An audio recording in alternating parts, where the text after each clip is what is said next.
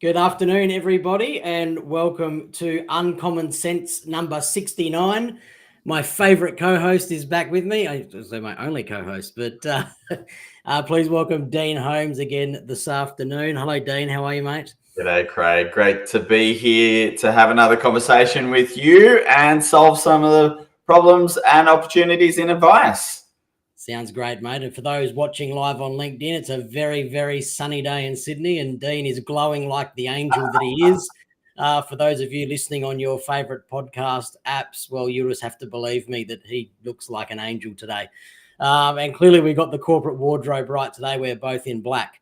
So, Dean, let's fire away, mate. I know one thing we used to do before we got used to this was practicing our pitch and making sure things were right. But perhaps the lost art in financial planning is actually practicing your pitch. How do you talk to clients? What do you say to clients?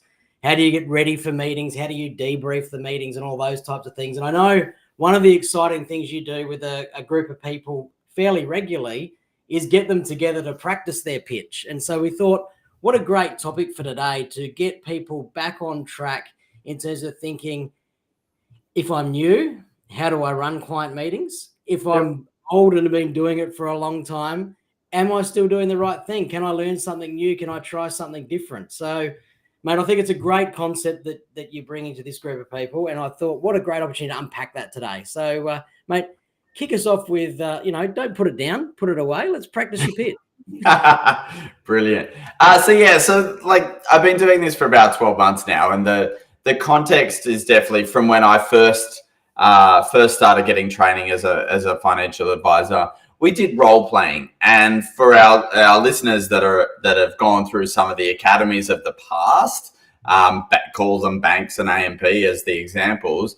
There was 20 years ago, there was role playing. 10 years ago, there was role playing in financial planning, whereby you got to practice how you would talk to clients in almost real life scenario, which is called role playing. Or actors would just go, it's just acting at the end of the day. And there's a bit of crossover in both of those things.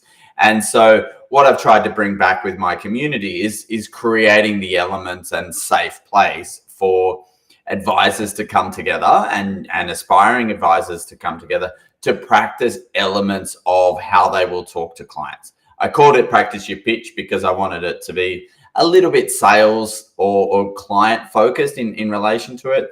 But essentially it's getting together to talk in the real world, to role play the first meeting, the second meeting, closing the meeting, introducing yourself, and a variety of different elements off the back of that. So this is cool because I don't think it's done enough, right?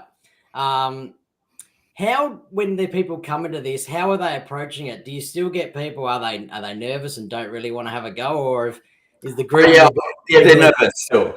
Absolutely, there's some nerves, and even one guy today, which will remain nameless, but if he's a listener, which he obviously is, Craig, he'll find out that I'm talking about him. But he tried to opt out of one. And there's no opt out. So I gave him a little bit of extra time to think about it, and then he came around and did it.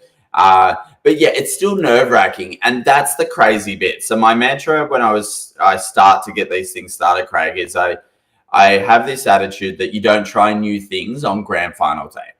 And so not trying new things on grand final day tells us that because of how important it is, we're not going to do anything that is new. Now, as financial advisors, what's our grand final day? Well, as far as I'm concerned, it's every client meeting that we have. And so the idea of learning a tactic or a trick or a way to talk to clients so they actually take action, to learn that, and then for the very first time you're going to do that in your business, you actually try it in front of a client, you're destined to fail. And the problem with setting yourself up for failure in that context is if it doesn't work or you don't deliver it very well, you'll never try it again. And so this could be increasing fees, closing a complicated client, just talking about your service. If you don't do any of these elements beforehand, the moment you go into that meeting, it's not going to be polished. And clients can tell when you're saying something that you don't usually say, okay? Whether it's new or you're just trying to do something new, it's really obvious because there's a few more ums that appear, a little bit more hesitation. And actually, frankly, you end up saying the same thing 3 times different ways because you're not thought through in what you're going to say. Yeah, and that's the challenge, isn't it? And I guess then what's the secret to getting people to feel natural when they do it? Because like if you ask me to practice something now, like practice a particular pitch or something, I'm going to bumble around it a little bit. And I've found in the past when you get people to practice stuff, it almost can take away the natural person that they are because they're just trying to get out this particular script. So how do you work with them to make sure it's naturally them still? Yeah, so so what we do is firstly, you know that you can't do it. You can't write a script and then read it verbatim. So the idea of learning the themes of what you want to talk about is really important, and just having almost the key points thought through to drop in terms of it. So when you're practicing this with me, you can write yourself a script if you want. You can read it verbatim, but then you need to practice it a few times and remove the script, just like an actor would at the end of the day in terms of learning their lines. And so really the first thing we need to do, Craig, is just remember that we're trying to communicate a certain number of points to a client and be clear that we're not repeating ourselves. And that repetition and practice reduces the times that we repeat ourselves. And so if we're doing it with a client face-to-face or on video, we're trying to tell them 3 things, and you tell them thing 1, thing 2, thing 3, and then you stop and ask, do they have any questions or feedback? But the element of getting that so that it's really comfortable only comes with repetition. Yeah. What's the worst initial pitch you've ever heard when someone's had a crack? So the very first initial pitch, once again on an anonymous basis, but I had an advisor come in and I'm like, well, just tell me, let's role play the first part of the meeting. Like, how do we get started? And then what happened initially is they role played the first part of the meeting. They said, here's the FSG, and it has the details on how you'd like to make it, if you'd like to make a complaint. And that was the opening line of this part of the role play, which was the first introduction, essentially, that this potential client has of the company. And so whilst we might all kind of reflect and go, that's a really weird way to start a meeting, if you're not in a meeting with another advisor, either hearing what they're saying or hearing what your colleague is saying to give them feedback, then how would that person know that there's a different way of talking about it? And so that's the point of this practice your pitch, Craig, is that that advisor came in with their particular explanation of how they would start the client meeting. And then they heard from 3 or 4 other different versions, and we crafted one that they loved out the back of that. Yep. So let me drill into that a little bit. I just want to drill on that. So that this person, were they like young and a new entrant within the last sort of 3 or 4 years? Yes, correct. Yeah. So, to their defense a little bit, Dean, this is the interesting part, which is why, and I'm going to link this to why practicing your pitch is so important. But that person entered our industry in a time where people had what I would call regulation fatigue, right?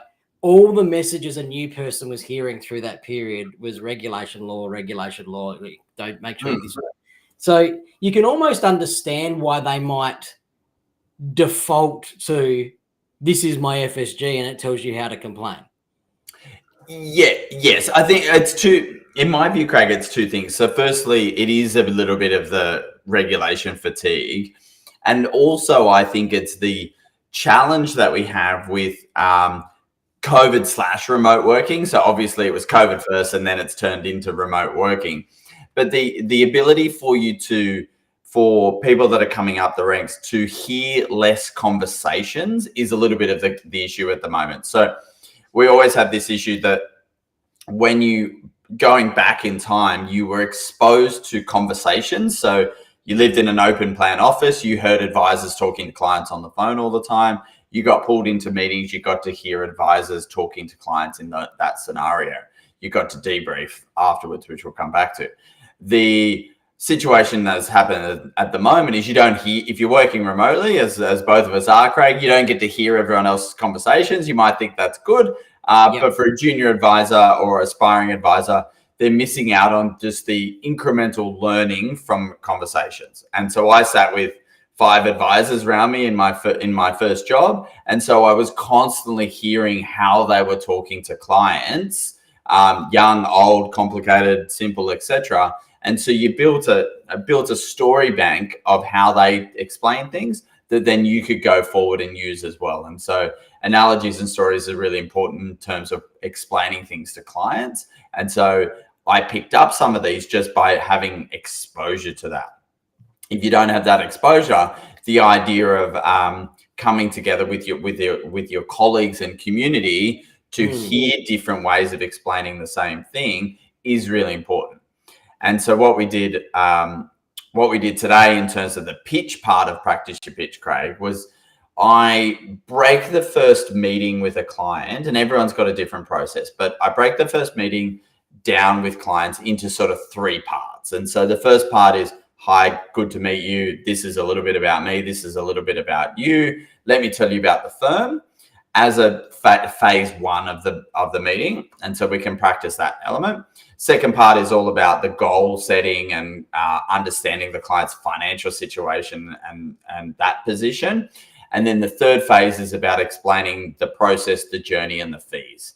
And so my story in terms of running that first meeting, Craig, and practicing it is, I would like, when the client goes down in the elevator or shuts the lid on the laptop, to say 2 things. They need to say, Craig's a nice guy and he can solve my problems, and I know the price. And so it's a little bit controversial that some firms want to talk about price at different times in the process. What I like people to think about and then practice is that I really want the clients to have all the information to make a decision when they go down that lift. Okay. Yeah. So they're going down the lift, husband and wife, or husband and husband, and they're like, Craig's really good. He can solve my problems. He's a really nice guy, so I'd really enjoy working with him. I know what it costs, so I'm confident I can make a decision thereafter. Okay. Compare that to, you've done everything else amazingly, and they go down the lift and they just go to look at their partner and go, wonder what it costs for this, and it's an element, I think it's a missed opportunity that we need to be a little bit more confident around it, Craig, is that we need to be confident around our pricing. We don't always need to go back to our desks to type out an engagement agreement to communicate the value of our advice and the price of our advice. Okay. Yeah. So you're saying it's okay to tell them up front there, this is sort of, this is what I think we can do for you, and this is the range that we're going to be talking in. So that way they're not doubting you in the lift. Absolutely.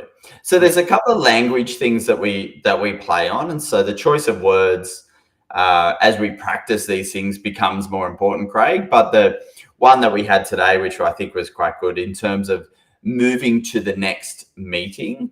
So the concept of moving to the next meeting is, you can either explain the process and say we're going to have meetings 1, 2, and 3, or there's an element of inviting the client to the next meeting because they've met some invisible criteria. So I'd like to invite you to step behind the red rope, Craig, and move into the VIP room. The element of how we choose to use this language is really valuable, because then we're saying that we're signaling to the client that we would like to help them and we think we can help them by inviting them to the next meeting. And it gives the context that perhaps he doesn't invite everyone to the next meeting because he can't help everyone. And so being really clear in the language is that saying to you, as we do role play, Craig, is that, Craig, I can really help you and I would like to help you. So what I'd like to do next is invite you to the next meeting. And so I'm signaling that I can help you, that I like you, and we want to move to the next phase as part of this meeting. But I'm inviting you to, which gives you the indication that I don't invite everyone to do it at that point in time. I think that, and that's one of the missed opportunities, is that signaling to the client that you can help them and you'd like to help them. Yeah. And, you know, I like it's almost the word invite, like you were just suggesting, kind of makes it almost feel like a little bit exclusive. You know, like you said, come behind into the VIP room and let's work together. Absolutely. And it's meant to do that. And if you've explained your process quite well, I think that's a really good trick to it.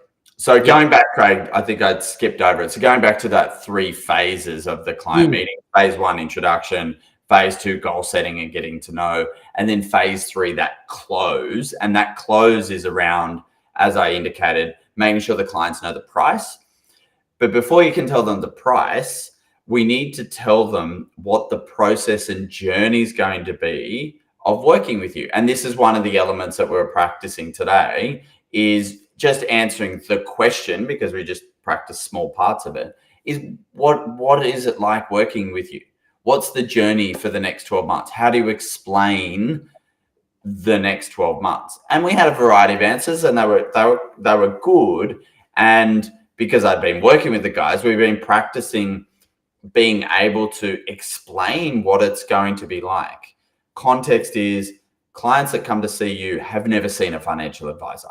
They're not shopping around. They're only going to work with you. But you need to answer the unasked questions, which, what is this journey going to be like? Is this one meeting and I'll never see you again? Or do we meet every month for the next 12 months because I've got a complicated situation?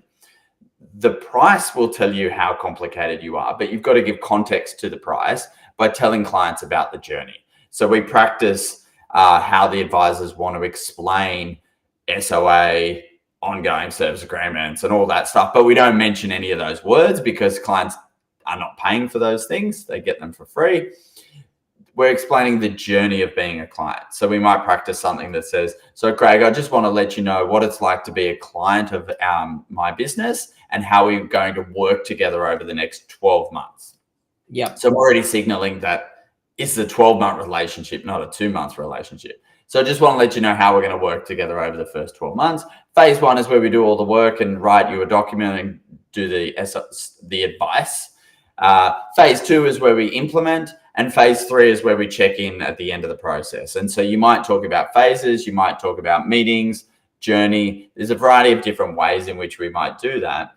But essentially, we've practiced explaining to clients what it's going to be like to work with you for 12 months.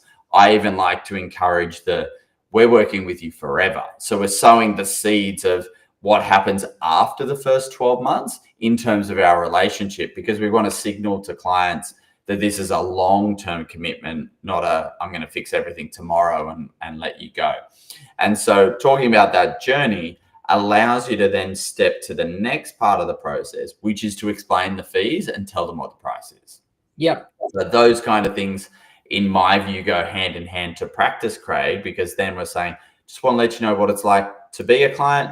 I'm going to let you know how our fees work. And then we're going to tell you what I think your fees will be for the next 12 months. And do you find any one of those steps where people are learning their pitch, is there one particular part of that step that you feel like they over-engineer, or they're like, because they're trying to convince the client? Yeah, so good question. So I think it's around this idea that we need to link the value of advice to price, but yet we link it 3 times because we're a bit nervous or unsure. So if you think about this clearly, you want to talk about the value that you can create, the journey, and then tell them the price. But whilst you're telling them the price, the challenge is you don't have to bring up what you've already told them just a few minutes ago. So you might tell them the price, and then you go, and this price covers all the meetings that we might need to have. And I'm like, but you've already told me what the journey is going to be like, so don't confuse it. So I think that the lesson and the practicing part is, when you're telling me the price, it's being really clear and not adding additional words at that point in time. And then really the most difficult thing at that point in time, and this is probably why more words get spoken, is the need to shut up and let the client respond. And so the 2 tricks I have with this, Craig, one is funny, one is the truth, is if you think you're going to talk, lick the top of your mouth with your tongue. Craig's doing it now. It just distracts you and reminds you physically to shut up. Okay. You're not going to try to lick your mouth, the top of your mouth with your tongue while your mouth open. So it's going to be a physical reminder of your need to be quiet. Why are we being quiet is the next step. And the why are we being quiet is really important, Craig, is that it's okay that we give clients an appropriate amount of time to think about what we just said. We do this every day. So we know we're telling the clients fees and values, fees and value, fees and value, but it's okay to slow down and tell the client the price and then give them an appropriate amount of time to consider it. And appropriate is not 5 seconds, hence the licking of the mouth. You need to give people, because this is a new concept and a new fee, you need to give people an appropriate amount of time to reflect on this part of your pitch that you've told them. Yeah. Okay. Mate, I know, a friend of ours, Julia Hewitt, always said no one's ever died of awkward silence. Yes. It's perfectly normal to allow what you've just said, plenty of awkward silence so people can process. Yep. And so,